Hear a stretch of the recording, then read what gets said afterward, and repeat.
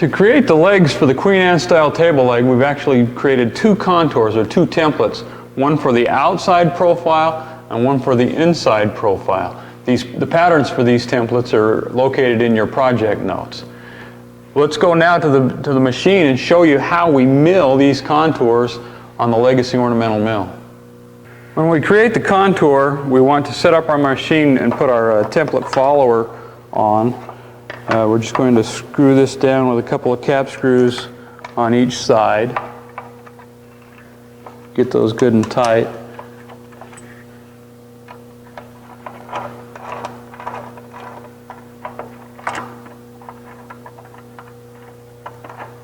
And once that's secure, we're going to actually sit our stylus into the slot out here.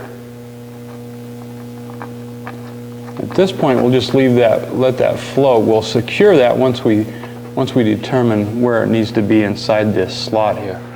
Now, you're probably wondering, some of you may be wondering what this hole here is. If you want to put a 2.5-inch vacuum port on there, you can attach your vacuum hose there. It helps to bring the chips up out of that cutting area. Now, once you've created your template, you can see that we've created the template on both sides, the inside pattern and the outside pattern on both sides. So we're actually going to do one side. We'll do the outside first, and then we'll actually flip the pattern so that we can then do the inside. But once you get that template created, mount it to your brackets here using your wing nuts and make sure that the bracket is locked firmly into place. You want to position the end of the piece, or at least identify the end of the cut where you want it on the material on the inside. And then just secure that down. And then of course once we get that secure, then what's going to happen is that router is actually going to come in. The stylus is going to follow that profile and will cut that from the side of the workpiece. Now, of course, you can make different patterns of whatever design or style you wish. This is obviously a little more dramatic on the hip than is the Queen Anne that we're actually going to show you. So whatever patterns you want to make, you can change your designs, of course.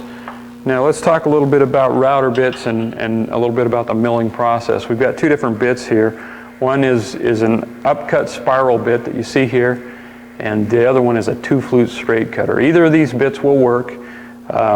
This one I find gives me a better cut. The upcut spiral does a cleaner cut, if you will. You may want to do a lot of your hogging or heavy milling with this 2-flute straight cutter, and then the final on that if that's what you want to do. Let's talk a little bit about climb milling versus undercutting. The router rotates the bit clockwise. And so if you're climb milling this way, if you will, it's actually going to want to run on you. And so you may find that you'll have to be a little more secure with the router as it's climbing. It'll give you a cleaner cut, but it also wants to run on you. Now, if you're milling from the headstock to the tailstock, then that's actually what's called undercutting. The router bit is coming this way under the material, and you'll find that you may get some tear out. Okay, it'll be a slower process and a little more control, but you may have some areas where you will get a tear out on the grain. Now, I actually prefer climb milling, or starting from the tailstock end and working towards the headstock, and using the split nut, locking the carrier tray down, and disengaging the gears, of course, and then driving it with the hand wheel.